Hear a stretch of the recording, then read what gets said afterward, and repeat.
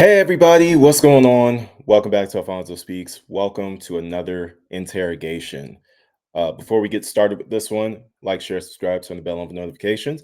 Consider getting a channel membership so you can see these videos as soon as they're uploaded, as opposed to waiting for their release date. Okay, that's a perk of the membership. All right, so make sure you guys are taking advantage of that, and you know, do do what you're supposed to be doing. Do what you're supposed to be doing. Okay, get the membership or subscribe or follow me on my socials, whatever it is that you guys are going to do to support the channel. Let's get into this interrogation today. I've been watching a lot of interrogations lately, and this one came up on my recommended, so we're going to check this out. This one is about someone who apparently spent $275,000, sorry, of his father's money on a virtual girlfriend. Yeah, guess that was going to turn out really well for you. All right, so let's check this out. Let's get it. 29-year-old Grant was Make sure my audio is correct. Let's see. Yeah. unemployed Second, guys. Technical difficulties on my side.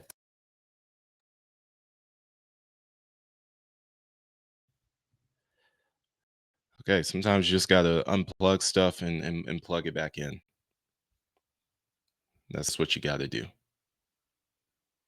All right, so let's try this again. Juliota, Florida. He had not once lived on his own and had recently been kicked out. In mid-2018, 29-year-old Grant was unemployed, living rent-free in his parents' guest house in the rural village of Juliota, Florida. He had not once lived on his own and had recently been kicked out of an anesthesiology school for lack of attendance and also fired from a job as a nurse for stealing medication. It was around that time when he decided to experiment with a relatively new realm of online cam sites. These platforms differ from regular porn sites in that they are interactive. Instead of watching a pre-recorded video, users can solicit live performances from models in exchange for money. This allows individuals to watch whatever acts they want, but at a price. Using his brother's credit card, he browsed through multiple cam models, spending an average of 20 minutes on each one. Yet it was on the 5th of June when forensics discovered he came in contact with a performer who went by the stage name of Sylvie. And over the following 6 months, Grant would spend over $200,000 of his family's money on this one model.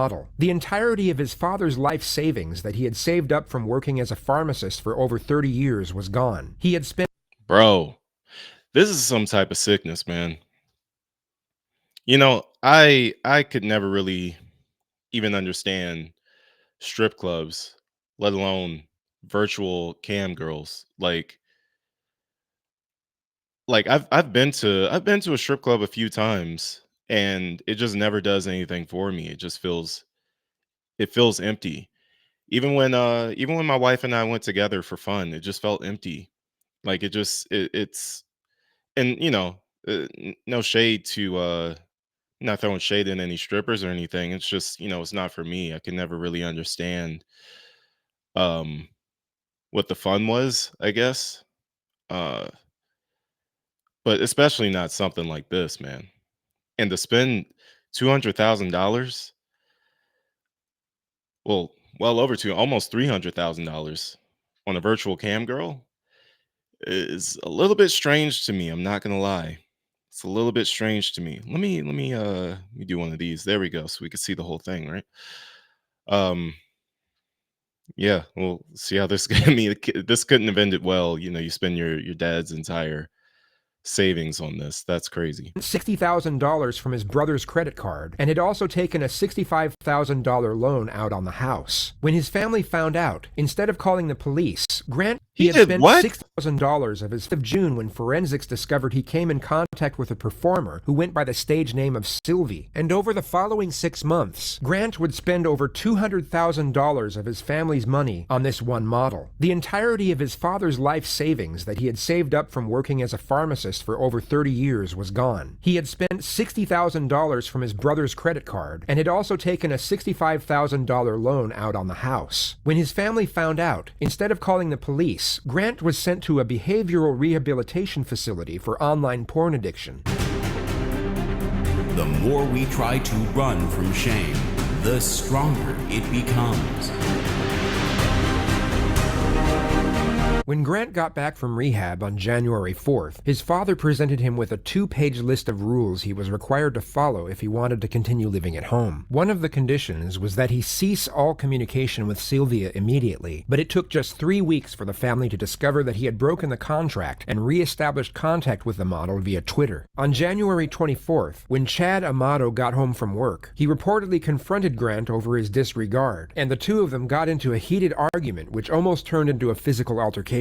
Grant was then kicked out of the house, and for the first time in his life, he was on his own. Shortly before 9 a.m. the next morning, police received a call from Cody Amato's girlfriend, alerting them that he had failed to show up to work that morning and hadn't responded to multiple phone calls. They arrived at the residence at 9:17 a.m., and once knocks on the front door went unanswered, they were able to gain access with a knife via the back entrance. Chad, Margaret, and Cody Amato were all found lying dead on the floor with gunshot wounds to the head from a 9mm handgun. Grant became the immediate prime suspect, as a witness statement from Cody's girlfriend advised police of the confrontation that had occurred the night before, as well as the collection of bizarre circumstances that had led to that point. He was traced to a hotel in Orlando.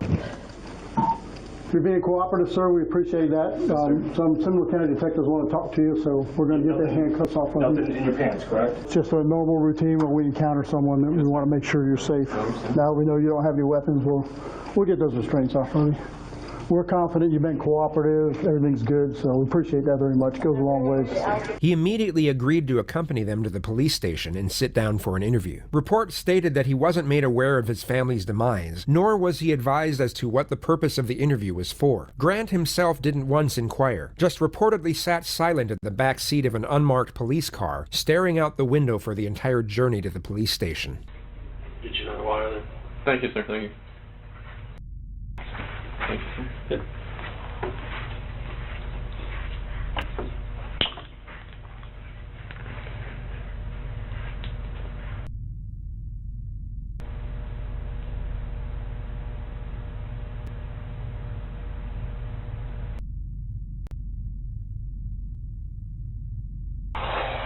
So you got to watch Coke or anything? No. I'll hold off on that. Okay. Hi, I'm Eva. Hi. How are you?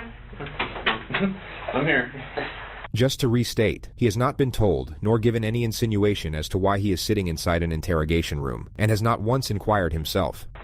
Hey, we really appreciate you coming up here with us, and if any time during this you need to stop and go to the bathroom, want a drink, Snacks. saying just let me know, and we'll be happy to get to it.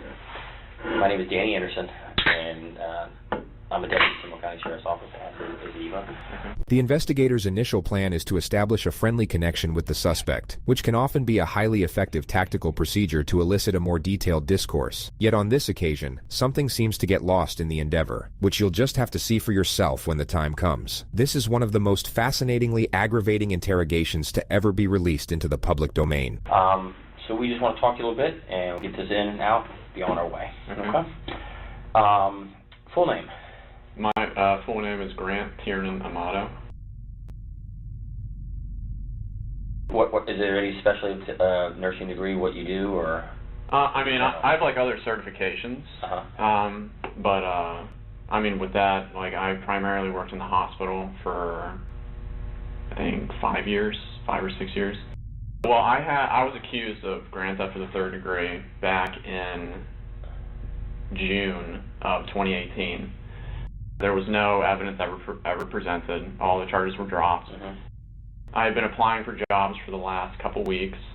I'd gotten like 3 or 4 callbacks, and then I went on a job interview yesterday for a home infusion nurse job. So what time was your interview yesterday? It was scheduled for 10. I got there at around 9 in the morning. And then I think we actually had the interview at about 9:45. How'd that go? I mean, it was all good. They didn't have anything. They said that they'd probably be getting back to me by Tuesday or Thursday this coming week. Get you back to work? Yeah, because, I mean, it's like it's a crappy world when, you know, you don't have any money, you can't do anything, so. Financially, how's the nursing what you did? I'm sorry, I just don't know that much. She knows a lot more about nursing. The nursing, how does it pay? How does it pay? I mean, if you work your standard 12 hours a week, you get anywhere between, I'd say, $45,000 and $55,000 a year. So, I mean, it's not bad. I think my best year I made like 55,000. 55. Because I rarely worked overtime. Right. You know, when I was just because I had the whole plan of going to graduate school, so I was just kind of using it as a stepping stone at that time. Just to pay the bills to get you where you gotta. Gotcha. And what you were going for, what does that pay? Are you guys comfortable knowing that someone like this could potentially be working at a hospital that you're staying at, or a hospital that a loved one of yours is staying at? You know, we never know who's really taking care of us when we go to hospitals. We put a lot of trust in these medical systems, in these medical centers, to vet people and make sure that whoever's giving us care is on the up and up. And then sometimes you end up getting people like that serial killer doctor who kept like overdosing people on purpose. And he killed like dozens of people just by giving them the wrong dosage intentionally.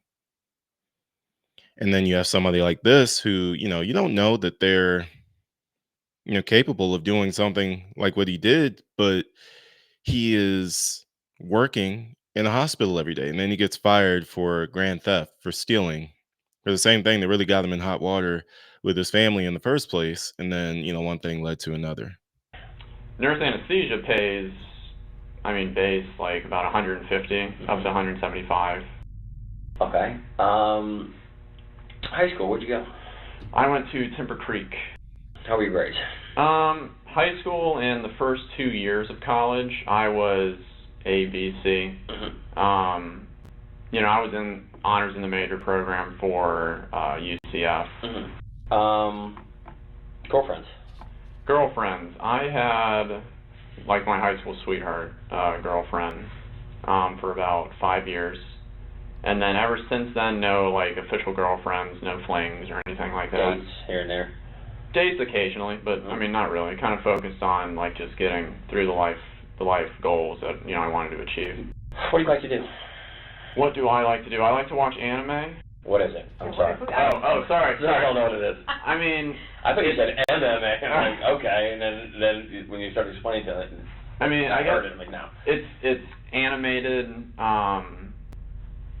It's like cartoons, I guess you could say, but it's Japanese cartoons.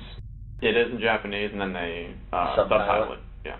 You speak Japanese? I was going to say, do you understand? I don't. I understand a few words. We actually just went to, me, my brother, and one of my friends, or I guess friends from high school. We went to Japan. In fact, how long have you been out of work? I've been out of work for 6 months, since June. How did you pay? That's a lot of money for to be out of work. My brother. Oh, it is? Yeah. I think the only other game that we really played was Fortnite, but then that was starting to get to like. That's a big deal right now. Yeah. The younger kids are all over it. And actually, yeah, during the time that I was that I wasn't working as a nurse, I tried to do the whole Twitch streaming thing. Okay, so, man, similar to the Daryl Brooks interrogation, I'm immediately noticing like how normal he's able to act. Knowing what he just did, right? It was the same thing with Daryl. It's like I don't know how I would act in that situation because it's just not something that I would do. Mass murder, stuff like that. Like it's not in me. I've developed into a pretty good person who makes good choices. So like I'm confident in saying like that's not in me. I'd make a different choice. Right. But how do you act so normal right after you do what you did? Like, how are you not having like shakes and especially in Daryl's case, like Daryl was caught immediately after. And he had a couple of interrogations. He had the one the day before where it was recorded, like just the audio, right? And he was still acting normal. And then obviously the next day, the one that was recorded on video, he's acting normal again, talking about what he's doing for work. And it's just like another day for him, like he didn't just run over, almost 70 people. How is he just took his whole family out? How is he acting so normal? Talking about his hobbies and his job and like they said, he hasn't even asked like why am I here? He hasn't even inquired about that. That's so weird, man. Like, again, if I'm arrested and if I'm arrested and I know I have not committed any type of crime, I'm like, dog, why am I here, man? I got stuff to do. I got places to be. Why am I here? That's weird to me, man. Somebody who's innocent, they don't want to be in custody for even a second, because why am I under arrest? Why am I in this interrogation room? I do not want to be here. Like, are you kidding me right now? I should not be here. Maybe there's a question that someone can answer for me, right? Because I've never had to go through this. If you're just a witness of a crime, right? And they want to get a statement from you on what you saw, do you go to an interrogation room? Or do you just go to like a detective's desk or something like that? Or maybe they just come to your door or something? What does it take? What does it really take for you to end up in this interrogation room, sitting and talking to two detectives? Because at that point, you should know that you're being investigated for something, I would think. So how are you staying this calm? It is just the weirdest thing to me. What's that? I'm sorry. No. What kind of where you have to explain a lot of this to us? With Twitch, it's you got your mic and then you have your face cam, and then basically people are just watching you play whatever game you're going to say that you're playing. Okay. On virtual reality, it was primarily just Beat Saber, so it's like a rhythm-based game like Guitar Hero. Apart from that, we really didn't get into too many other games yet, because we were kind of just focused on Beat Saber. Mm-hmm. But I think we had downloaded a few other where it's just like you're going through like a world and you can interact with the world or something like that. Close with your brother Cody? Let's talk about Cody. Oh yeah. Me and Cody. Who's older, you or him? He is. I'm the youngest one. I'm 29. He's 31. Okay. My oldest brother Jason is 35 to 36 now. This man is 29. Look at his hair, bro. I thought this dude was like 40. He's only 29 years old. That's crazy. Talk about Cody. Cody. We decided to go to nursing school together. We decided to go to the nurse anesthesia school together. A lot of people thought that it was weird because we did everything together and because we were so close, but yeah, I mean... Yeah, a lot of people understand the bond of brothers. I mean, yeah. The true bond if you're close with your brother. And I mean, during like this whole time, I mean, kind of like with just a few examples I've given you, he'd take care of everything for Always me. There for you. Yeah. Always there to support you. Always there. Yeah, did everything together, connected at the hip. Ever any issues really with him? No, like I was saying, during this last 6 months, it had been a very trying time. He would like have his moments where he would get extremely upset. He never gets violent, I guess you could say. But like at one point he got so upset that he like pushed a cabinet and then it like dented into the wall. Yeah, I mean, at least with me, he's always been like where he's there for me. Like whatever it takes, regardless of what's happening, I'm gonna take care of it for you. So that's your mom.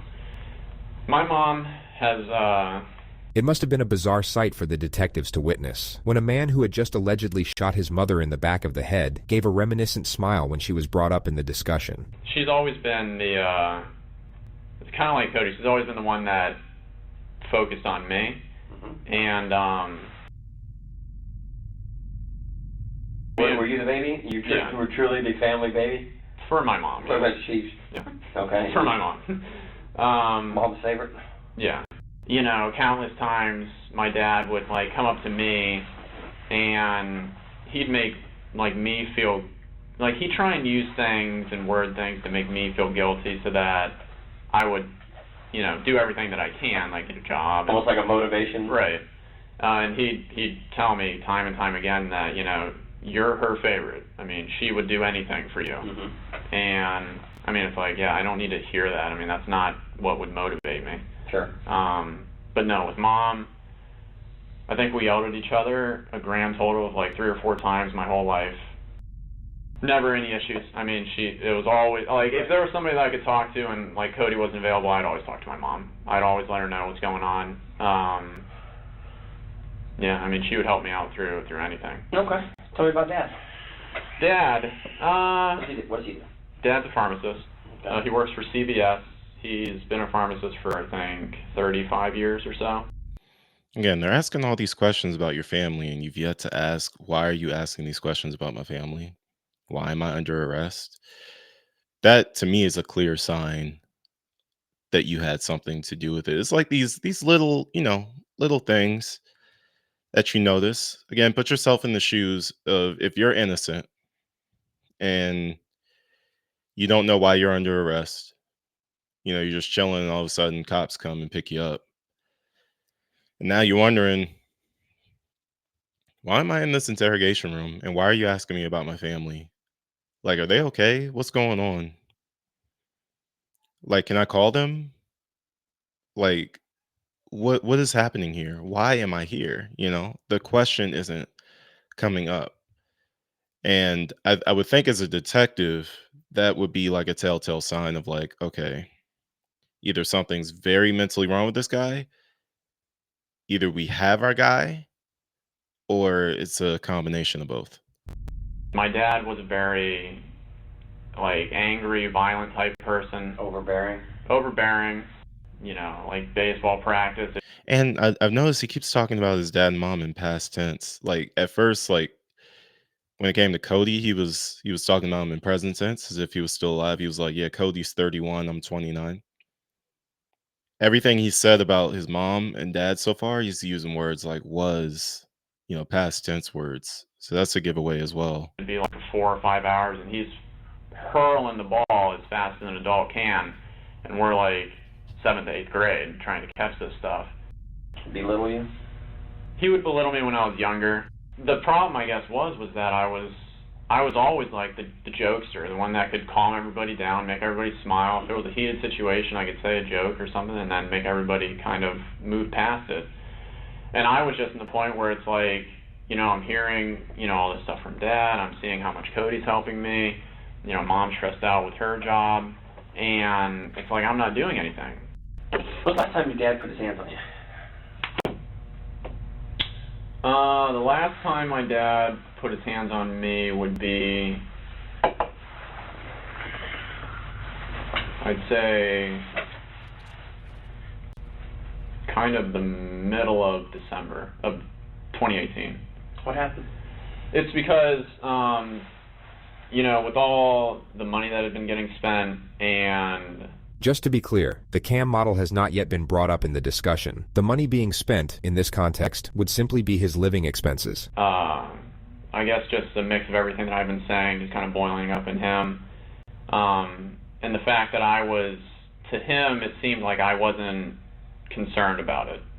So, and then plus I was, I wasn't acting like myself with the jovialness and, all that kind of stuff. My father chose to admit me to like a depression or an addiction clinic or something like that in Fort Lauderdale called Cornerstone. When was that? That was December 22nd. Okay. Until I think January 4th. Did you agree to go? I didn't, but they said that, this was your only... Who said? My dad. Okay. And that was in Fort Lauderdale? Yes, yeah. Did your mom agree with it? My mom and my brother both agreed, but it was my dad who was like the iron fist, like, this is what's going to happen. Like, he can't... I am curious, too, the cam girl that he was spending all the money on. I wonder if she knows about this story, and if so, what her reaction to it was, how she felt about it. Like, hey, he was a paying customer. He paid the money, right? But like, when you know where that money came from, do you feel comfortable I mean, I guess you can't give it back to the victims. They're dead now, right? But, what does that do to you mentally when you know where the money came from, who gave it to you, and what he did to the people that he stole it from? Like, how does that make you feel? Why did he say you needed to go? What was his reasoning? Because... And again, it's not her fault. I'm just curious what that does to her psyche, though. Because with the way that I was acting, he didn't see that I was doing anything for like the positive. And a lot of it just came back to money. with him. He would like allow me to spend money that he had, like with his credit card or something like that. But it's like then whenever I did, it was like a huge problem. Okay, so you had one of his credit cards. Yeah. And what were you buying with it? Well, what I was doing is over the past 4 months or something like that, I've been talking to this woman online. Who is she? She's as embarrassing as it is. She's a cam model. A what? A cam model. Do All right. either of you guys know what that Nope. is? Just like all the videos, you have to tell us. A cam model, it's like it's like a virtual girlfriend, I guess you could say. Okay. Like that type of situation. Mm-hmm. So a lot of the money went to her. Okay. Where's she at? She lives in Bulgaria. Where? Bulgaria. Where's that? Over in Europe. It's like Okay. outside of Germany. Okay. Something like that. You ever been there? No. Okay. It wasn't that serious. So Okay. what would you give her money for? Just for like the time online with her. Oh, okay. Yeah. So it was just like that type of thing. And what did she charge? $600 for like 5,000 or something tokens or something like that. So, and then it was 4 hours a night.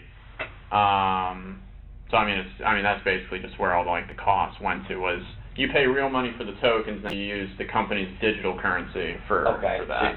So you do that, and when did you meet her? I met her at the beginning of July. Yeah, at the very beginning of July. Okay, and still talking to her? Still, yeah. I mean, more just on like Twitter, like Okay. just through direct messaging.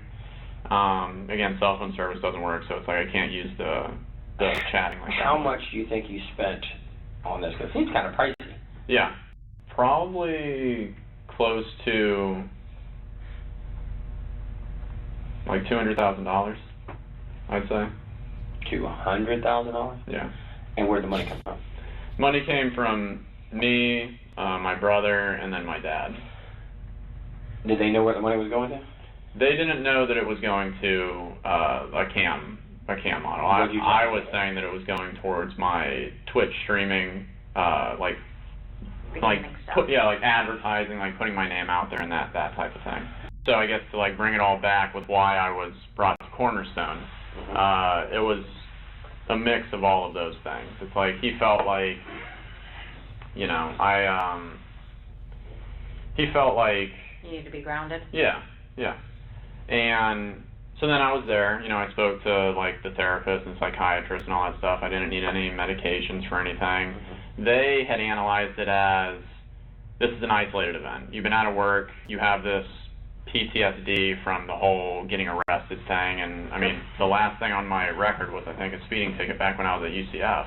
They had signed me up, I think, to be there for 60 days, but then I was only there until January 4th. So Who paid for that? My brother, Cody. What was the cost of that, do you know? $15,000. So their final diagnosis of you was what? That I was fine. That You didn't need to be there. Yeah.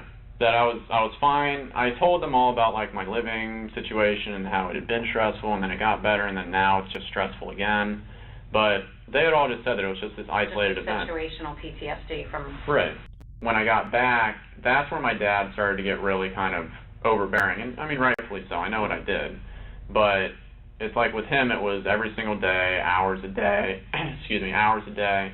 He'd come home from work, and then he would just talk to me just about the same exact thing over and over and over and over and over again.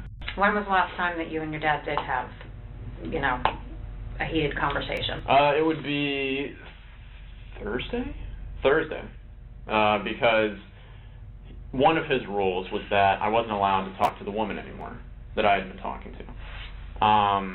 But I guess you could say behind the scenes, my mom would let me talk to her through her cell phone using Twitter. So yeah, anyways, on Thursday, he had apparently found out that I was speaking to her again. It wasn't really my intention to continue talking to this woman, but it just kind of happened. No. No. There's a lot of steps to logging into Twitter. Okay. Sometimes Twitter will ask you for a verification code for you to log in. And then you're telling me that You were talking to her on your mom's phone, so that's another extra step. You have to ask your mom for the phone. You have to log in. You have to verify the login. You have to find her Twitter. You have to then open up the messages, and then you have to send a message. That doesn't just happen. It's kind of like when people say that they cheated on accident. How did you just slip and fall into somebody else? You know what? And then because there was like that emotional connection, I guess you could say, between her and me, like I like, you know, it felt like a relationship. You know, I didn't want to just stop cold turkey on it.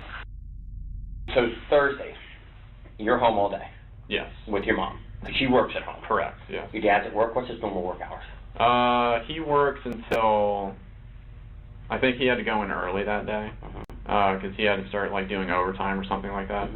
And he normally Yeah, because you spent all of his life savings. So he has to now pick up more hours and try to figure out how he's going to retire. works though from like 5 or 6 in the morning to, I think he gets home between like 5:30 and 6 at night or something like that. What time do you get home that day? He got home at like 5:30, and then he came in and then he asked me in a calmer state, I guess you could say, like basically the leading question of, you know, why do you think we're about to have this conversation? Giving me, I guess, that opportunity to be honest and truthful, to maybe tone it down a little bit. I, of course, did what I always did, where I kind of didn't admit to it.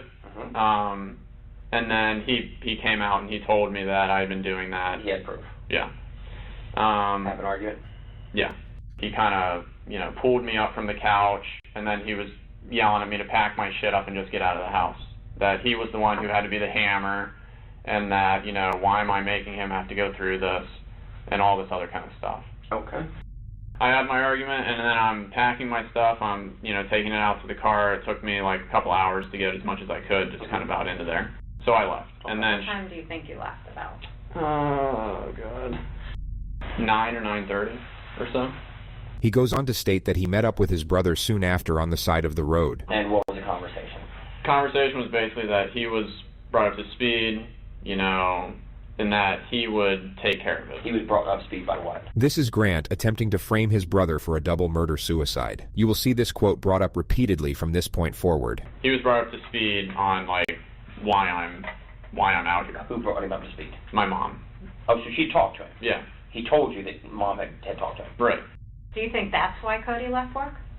According to Grant, Cody had left work a few hours early to meet up with him on the side of the road. Cody had indeed left work early, yet it wasn't to meet up with Grant. It was later proven that while Margaret Amato was sitting at the computer sipping on a glass of red wine, Grant shot her in the back of the head. He then lay in wait for his father to return to the house, then shot him twice in the head as he entered the kitchen. Cody then received a text from his father's number, asking him to come home urgently. Forensics believed that he was very likely pleading for his life soon after he entered the front door. He was found by police with a gunshot wound to the face, lying in the fetal position. His credit card was stolen, with a purchase made to a campsite for $600 and estimated 30 minutes later. I mean, in my mind, I was just thinking, oh, he had been let off work early like three times already this week. So I was just like 10, 15 minutes you talk to Cody. Right. You have the conversation, and he leaves to go home? Right. And you leave to go where? And then I stay in that general area just so that if anything happens, somebody like knows where I am. Yeah, I mean, I was staying in that general area, and then I decided to go to Publix. He just referred to the Publix supermarket parking lot. This is where he used the free Wi-Fi to log on to the campsite with his dead brother's credit card. Which was about what time? Like between like midnight and 1, I think. Yeah. And you go to Publix midnight 1, and how long did you stay there till? I stayed there until like 7. Slept there last night? Talked to anybody? I messaged the girl that I'd been talking to So on Twitter. Yeah. On Twitter, so you have to pay for it. Right. Did she respond back to you? I think once. The discussion is then brought back to his last meeting with Cody. And then when you left Cody, what did he say he was going to go do? Cody said that he will take care of it. Take care of what? Just the situation that was at hand with whatever he had been updated with from my mom. Did he tell you what he was updated? He had told me the reason why, like, I had been kicked out. But he really didn't give me that much dialogue, like, about that situation. You know, he was miffed a little bit because, you know, he had just gotten off work and now he has to go deal with this. But what was your demeanor? Like, what did Cody see you as? Like, were you like scared? Upset? Yeah, like, I was scared because, I mean, like I said, it's the first time that I had been out of the house. We've come and talked to you. Okay. You rode up here voluntarily with us to talk to us. The detective will now initiate the first confrontation. Why do you think we're having this conversation? Boom. Here we go. It begins, right? He has never asked this question of the detectives. Why are we having this conversation? Like, again, if I'm an innocent person in this awkward situation, my first question is going to be, why am I here and why do you keep asking me questions about my family? Because now I'm getting worried about their well-being.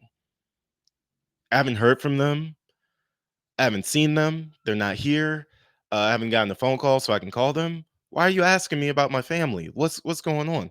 If I'm innocent, that's the questions that I'm asking. When somebody's not innocent, they already know. Of course, they're not going to ask those questions. They're just going to like guilty people just try to act as normal as possible, but they don't know what normal is. Normal is not acting normal. That's acting strange. Normal is just, regular stuff. Going with the flow of things and when things come up, you question them when they don't make sense. You don't just sit here and answer questions about your family from two detectives that you have never met in your life and then not wonder why those questions are being asked. Like, it doesn't make any sense. I honestly don't know, but I'm pretty freaked out at this point because, and now he wants to act like he's freaked out. What do you mean you're pretty freaked out at this point? You would have been freaked out from the beginning when they started asking you. Like, dog, I swear, I'm telling you, if I get arrested, if I'm at work or something, and cop cars pull up and arrest me, or if I'm at home, whatever, wherever I am, if cop cars pull up, arrest me, put me in the back of a car, put me in an interrogation room, and detectives come in and start asking me questions about my wife, why are you asking me questions about where is my wife? Can I have my phone? I haven't texted her in hours. What is going on? Where is she? Like, this is stupid. it's, I mean, I know, like, how the situation was when I left. You're now about to see the lead interrogator's attempt at getting Grant to confess, in a manner so blatantly obvious that the suspect immediately sees through it. As a child, we're told the truth always is the best thing to do, correct? Correct. You agree with me? Yeah. And accidents happen, and things in the heat of the moment, things happen that we wish hadn't happened, but I do it myself sometimes. My kids will make me so aggravated, I'll snap at them and then walk away and say, wow, I wish I would not have done that. That was not very adult of me to snap at my child for something. Yes, they're wrong, but I should be the adult and not snap at them. Right. Tell me what you think, because I can tell I've done this for a long, long time, and I read people, the way they act, and the way they talk to me, and the way they answer questions. There's something you want to tell us. I can see it in your eyes, I can see it in your body language, and just the way you act. Now's the time. Now's the time. If there's something you want to get off your chest and give us an explanation of what's bothering you, now is the exact time to do it.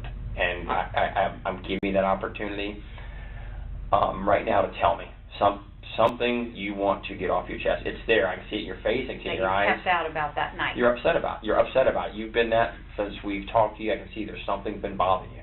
Even though I don't know you from Adam's house, can't you see things in people that something's really bothering this guy? It's not that, I spent a bunch of money I shouldn't have on this girl.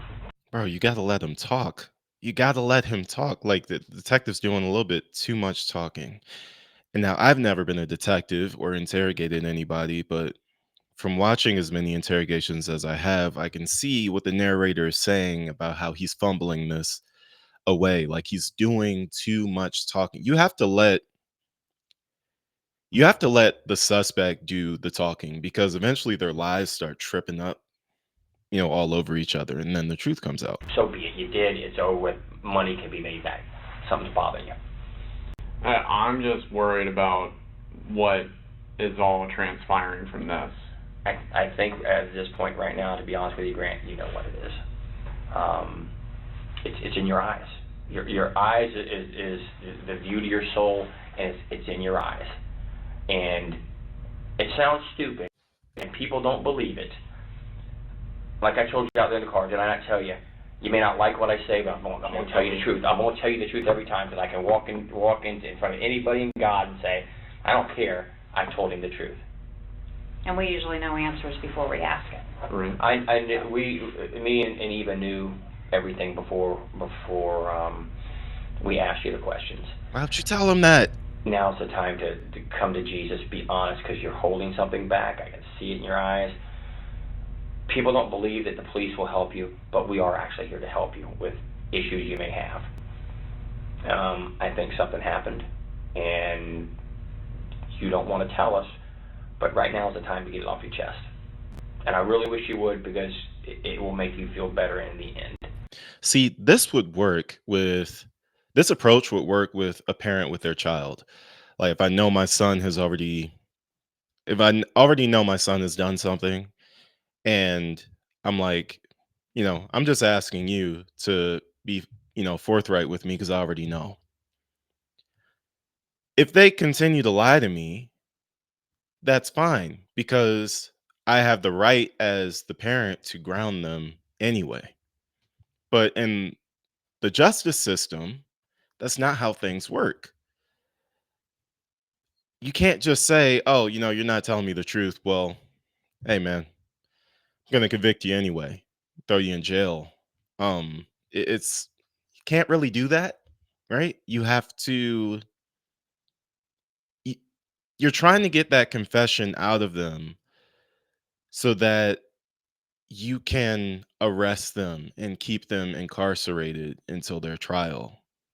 But if you can't get a confession out of this person and you don't have enough evidence to jail them, now you got to let them go, and they might become a flight risk. So like this could be a very poor approach that's happening. I genuinely don't have anything else that I can say about the night or the period of time afterwards.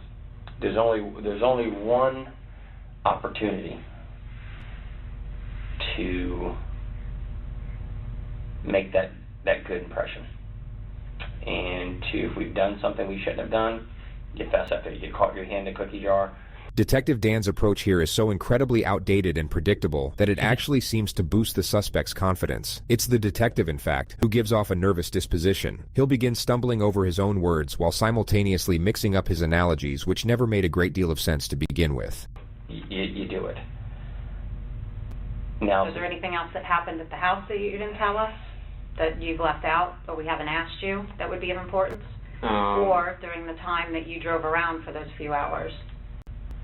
Did you ever really go back to the house that you haven't told us about? You'll also notice the female detective interject with something useful every now and then. But unfortunately, she's not the one leading this interrogation. That would be the detective who keeps bringing up Jesus, to a guy who just murdered his family to go jerk off in a parking lot to a Bulgarian cam model. I know things that you don't know, and honesty will get you all the things I could do for you, to be honest. I can't deal with someone who lies to me, right, but I'll deal with someone and help them till the end. No matter what, believe it or not, that's just me, and she'll tell you, it's what it is. I'm going to be honest with you. I'm going to say if I can do something that can help you, I'm going to help you, because every one of us make mistakes and do things we shouldn't have done in the heat of the moment to protect ourselves or to protect somebody else. It happens. Now's the time. Now is the time. So what do you think happened? To be honest. I think that there was something that obviously happened at the house. Tell me what happened. I don't know what happened. I know better. Listen to me. I know better. I can help you, Grant, with honesty. I can help you with honesty. We think something else happened before you left the home, that you're either afraid of or embarrassed to talk about. But we need to know exactly what happened, because like Danny said, we can place you there at certain times.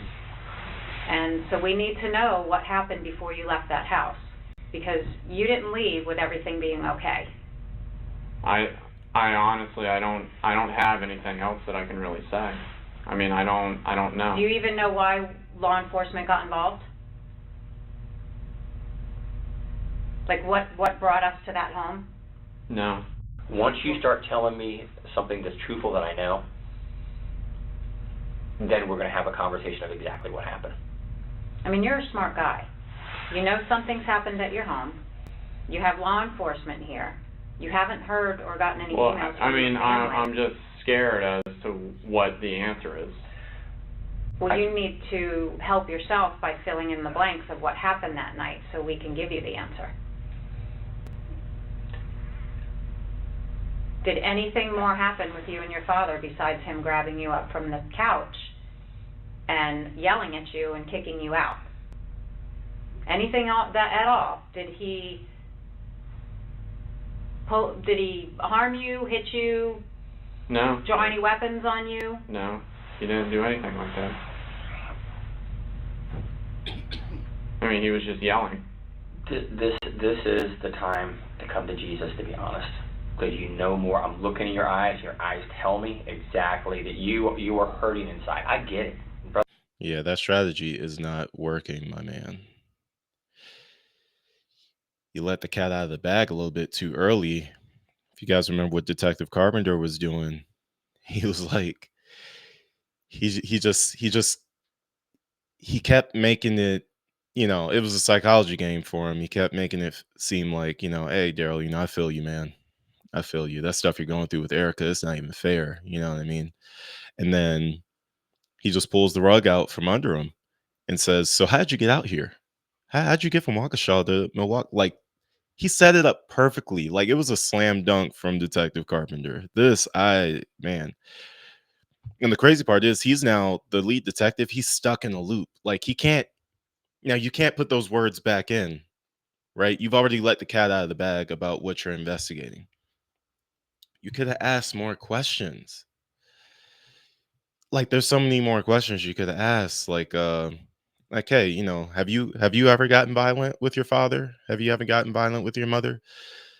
A bunch of questions like that you could have asked, to, start, keep peeling back. He was doing so good at first, but like, he just got too aggressive too quickly. I get it. You're hurting. And this is the only time we can help you.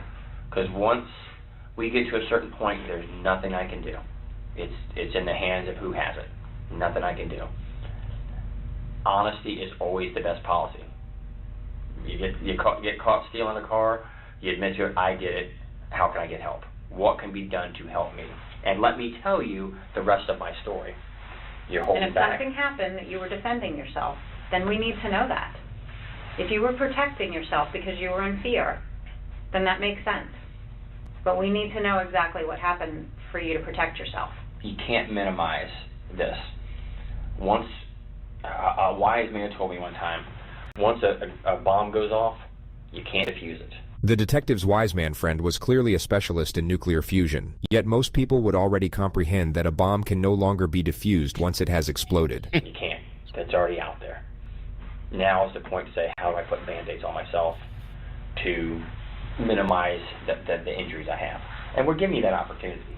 I want to give you that opportunity. I don't think you're a bad guy at all. I really don't. The male detective will now for some reason focus on Grant's flaws and the overwhelming embarrassment of the cam girl situation, which is basically the exact opposite of what he should be doing. He seems to get confused about what he's trying to achieve here. He carries a sympathetic tone while essentially roasting the ever-loving shit out of the suspect.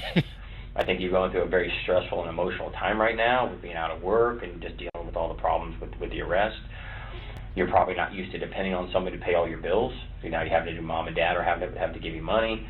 Cody's having to give you money. And there's a significant debt to people. $200,000, I don't know what I'd do. I mean, mortgage, yeah, I get it, or something like that, or a medical bill for my child, yeah, I get it. But talking to some girl, in Bulgaria, you hit it right on the head. You were embarrassed about it, and you have nothing to be embarrassed about. Here it is, man. I want to help you. She want to help you. you gotta come to me with the truth now, because I already know the truth. There's a reason you didn't go back to the house. There's a reason why you haven't tried to reach out. I mean, it's odd you haven't. Boom. Like she's so smart. She's so smart. That isn't that a great question to ask? Don't you guys think? Hey, did you hear from them after you left the house? Like, have you guys had any conversations since you left the house? Your brother, you're saying that he said he was going to handle it. Did you get a chance to talk to him at all afterwards? What did he say? Did he say anything? Uh, did he handle it? Like what's the deal? Yes, sir. Okay. Since you're down here, you have to be on camera. No, say hi since you want to interrupt my recording to put on your costume for the 10th time today. Say hi. Say hi. They can't hear you. Speaking to the mic. Speaking to the mic. Hi.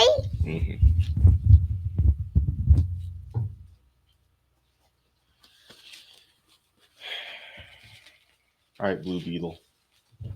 Get out of here. All right, back to our regularly scheduled programming. Yeah, there's so many questions that he could have asked, but man, he fumbled this so bad. Wow. Heard from anybody. Yeah, I mean, it's like it's words that like I can't think of to even say. Like I don't know how to even say the words. Well, give me a roundabout what you're thinking. That somebody in my family's dead. And how does that make you feel if you're thinking that? I have absolutely no ability to comprehend the words, because like I said, I've been there for my whole entire life, and even though there's been struggles and everything like that, there has never been any issues. False.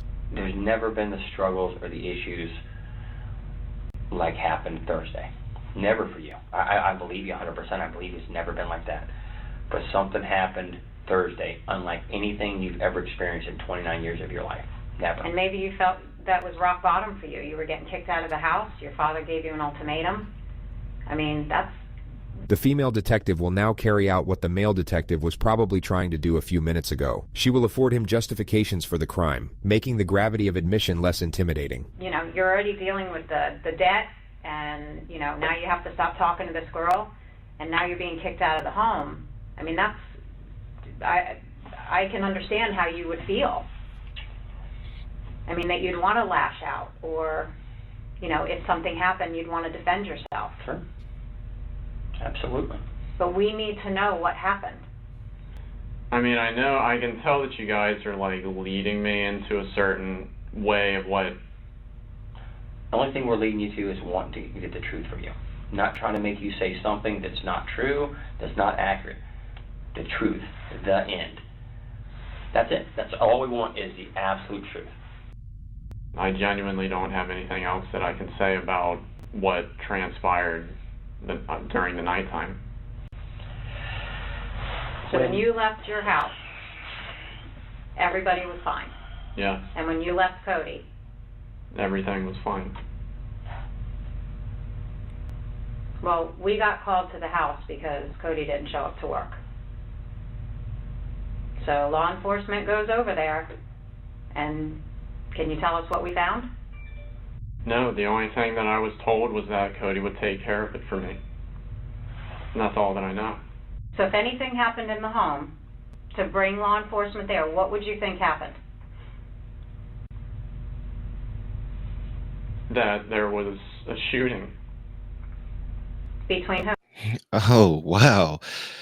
Wow. He doesn't say that there was a murder. He says that there was a shooting. He got super specific when they didn't even ask him to. You guys peep that? I would have to assume that there was a shooting. Why specifically a shooting? Why not a stabbing? Or why wouldn't there be maybe carbon monoxide poisoning or something? right? Like, why did you jump straight to a shooting? I don't know. Between Cody and my dad. And why would you think that? To protect me, or to help me, or to do something with me. So you're telling me you did not shoot Cody, No. your father, or your mother? No. I mean, I don't know, like, what more I can say. Well, when law enforcement arrived, that's what they found. So you're the only outstanding child. You're the one that's been having problems with your dad. You're the one that we haven't been able to find for 2 days.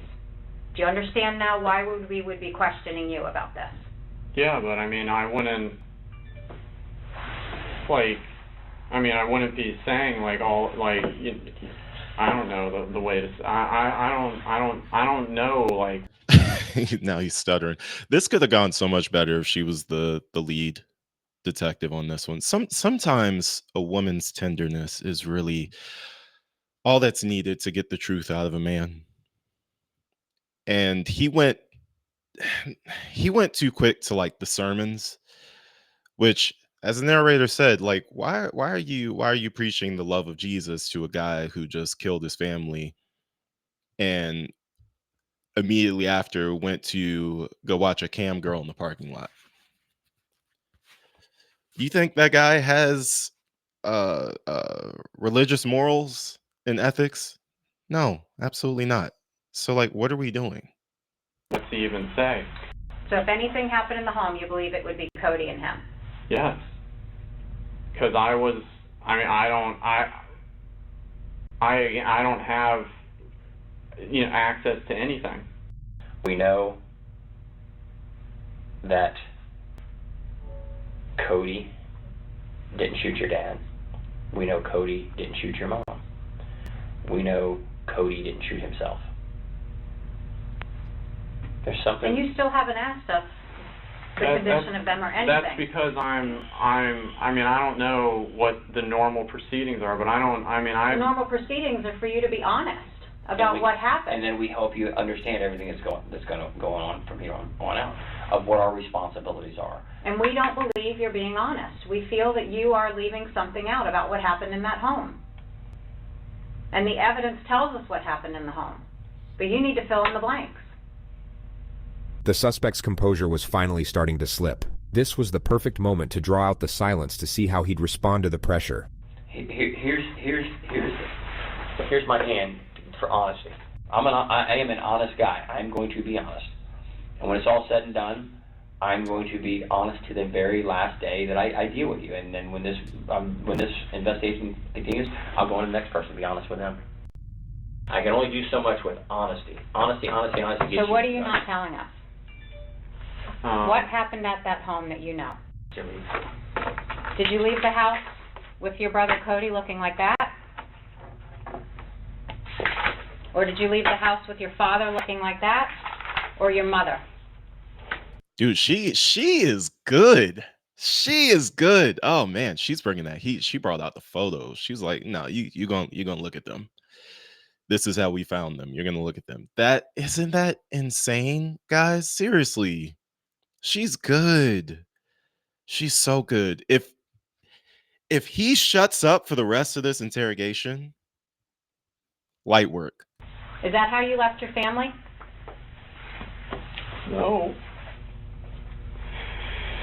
Nobody else went into Shut that. up. Who left your family? Shut up, bro. Don't say a word. If you were the one that's been depressed, you were the one that owes money, you were the one that got into a confrontation with your father, who did this to your family? Just let her handle it. She's got this. If you were trying to defend yourself or something else happened, we need to know now. The female detective does an excellent job at affording him the option to admit to a lesser infraction, which in this case is self-defense. She provides the option while simultaneously building pressure. It's a textbook maneuver, and she does it very well. To help you. She's so good. So tell us what happened, Grant. We're here to listen to you. Grant, you need to Shut up, bro. Shut up. Here he goes again. Here he goes again. We need honesty, man. Honesty. Shut up. Shut up. Let her, like, she is killing it right now. Let her do it. We're here to make this right. You got to tell the truth. It's on the tip of your tongue, my man. I get that. Did your father go after you and you try to protect yourself? No, I didn't do any of this. Hey, I know. Video surveillance tells me everything that happened this night. I'm telling you. Of people that you'd be surprised who in your neighborhood has video. And I know that there's only 4 people at this house during this time. 1, 2, 3, 4. Tell me. You got to tell me, man. You got to tell me. Get over that hoop. The video, if you're sitting there saying no. Get over that hoop. He's so bad. His metaphors are not good, man. Oh, God. He's horrible. He's horrible. And he, like, you have to stop talking to, like, human beings hate awkward silence. So they're naturally going to fill that silence the longer you wait. He's talking so much that the awkward silence can't build in order to put the pressure on him to answer the questions. No. And video shows something else. Guess what? Big problem. Because it will wind up later on that you can't get any help from anybody. A lot of this, what people make decisions on, is honesty. Was somebody honest? Didn't fire a gun, didn't fire a gun, didn't fire a gun. None of them did. None of them did. Cody did not go home. Or did your father point a gun at you? No, there's nothing else that I can say. Your emotions, your demeanor, your body language, your eyes tell me everything I need to see about you. You already said this. You want to tell me in the worst way. You want to get this pain off your chest. Do it. He already said this and it didn't work, so I don't know why he's trying it again. I mean, there's just nothing else that I can say. So your dad had told you in the past before that he would kill you? Right. For what reason? For if I basically did anything related to this, again, costing him a lot of money. And Cody knew about that? Right. So when did you learn that your family was dead? I had been worried since last night when I was just in the hotel, but I knew when you guys told me. I mean, like, I knew when you guys had told me. You already knew that. But I had... You already said, you knew. At any point, did you feel like you needed to reach out to Cody and see if he was okay, or...? I just didn't want to call anywhere. I just didn't want to know. We understand your father was abusive, and we understand that he was the asshole. And if he threatened you, that he was going to kill you when you came back, you were probably in fear, were you not? So did your brother come home to try and defend you, and then this gunfight happened, and you got so scared that you left? This version of events would obviously clear Grant of any wrongdoing. The detective is hoping he takes the bait so that he changes his story, and can then be placed under arrest for lying to police. No, I mean, I had left when I had said that I had left. I just don't know where else to go to get you to come around, because it does not make any logistical sense of what you're telling us. It doesn't. If these two got in a shooting, we would know. We would know they shot each other. We'd know that. But why Mom? It just got so bad and out of hand, like never it's been before in your life. Never been even before in your life, or your family's life. He's pissed. His future, his retirement, his plans are being upset by you because of the financial cost. I would almost bet this is just a horrible, bad incident that on any other day wouldn't happen. But you and me both know, as does she, what happened that night. I don't have the answer for anything else. Okay.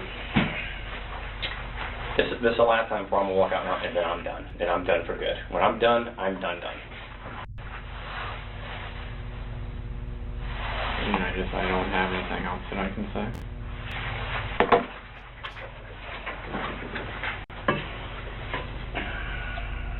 Do you not feel bad for doing this to your family? I mean, I've been getting blamed for the last half a year for everything, and I've been trying to move forward into a positive direction. And then every day I'm reminded of all the trouble that I had caused.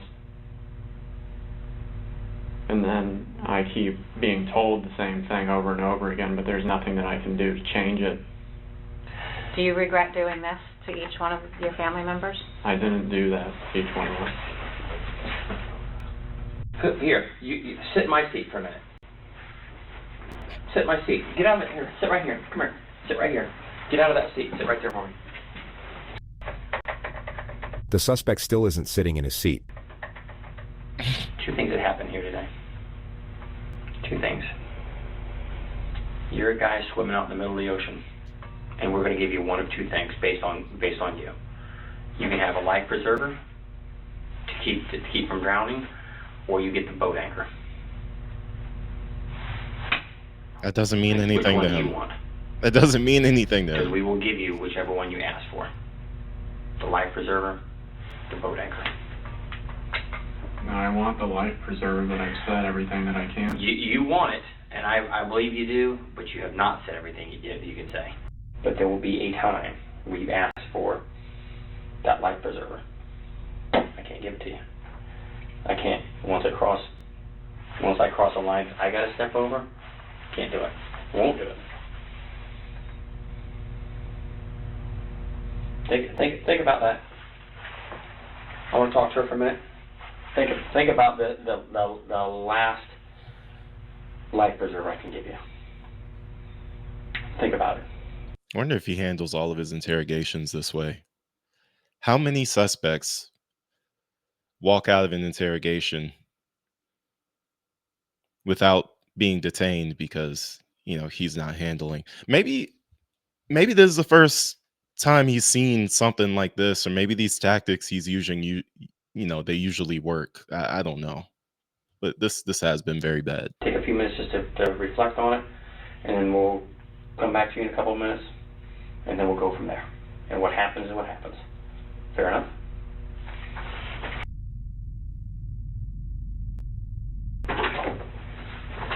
You alright, Graham? You okay? Need some food, some water? You good to stay for a while longer? You okay? I mean, I just don't have anything more that I can say. I don't know what the next... I'm not keeping you. If you want to stay, I'll talk to you till whatever, till you're happy with everything and you're okay. You're not detained. You're not being kept here. Don't want to be here. You don't have to be here. And I don't want to be here anymore. Okay. Give me a minute. We'll get you out of here. What we'll do is we'll get you up somewhere. I'll give you my card, my phone number. If you want to talk to me, you're more than welcome to call me. And we'll move forward from there. Fair enough? Any questions of me before I go? Or before we walk out? I'd be happy to answer any questions you may have. Like, what am I, allowed to do? Live your life.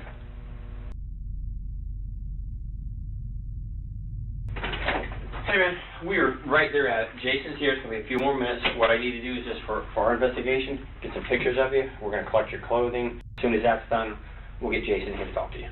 All right.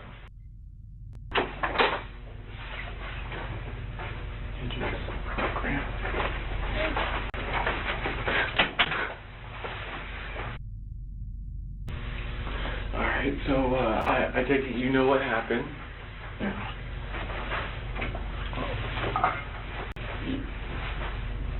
I'm going to ask you plain out. You are not part of it anyway. No.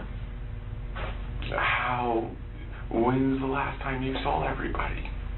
I left the house between midnight and 12.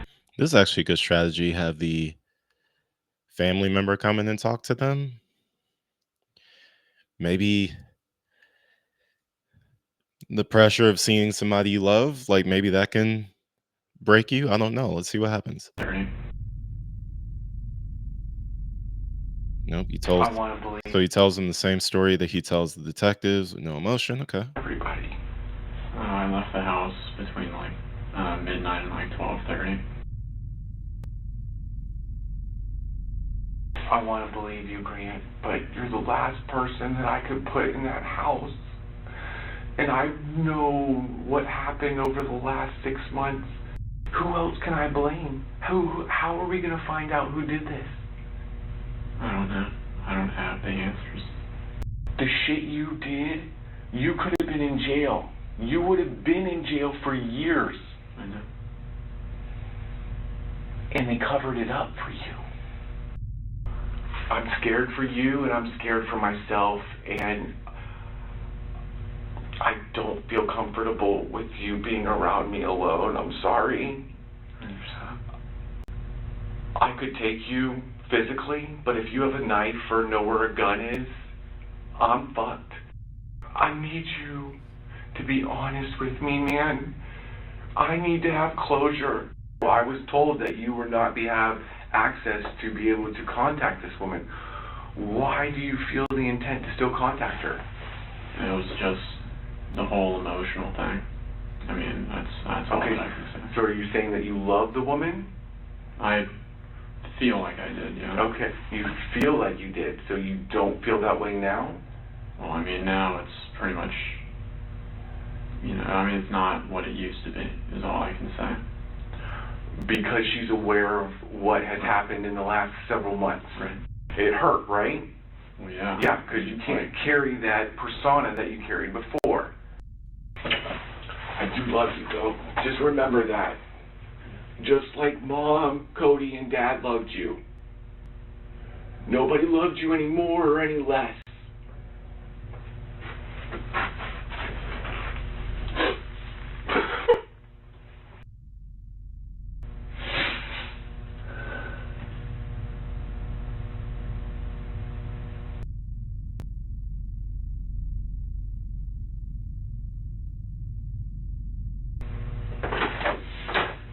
You have anything else you need to talk about before we let you go? Because now's your time. You know that. Like Danny said, once you're out of here, there's no coming back from this. We're giving you every opportunity to tell us what happened in that home that you have not told us. So you're aware that when you leave here, you're not going to have any chance to redeem yourself and tell us the truth after the fact. I understand. And you're okay with that. You can live with yourself knowing that you're not going to tell us the truth. I've said what I can say. Okay.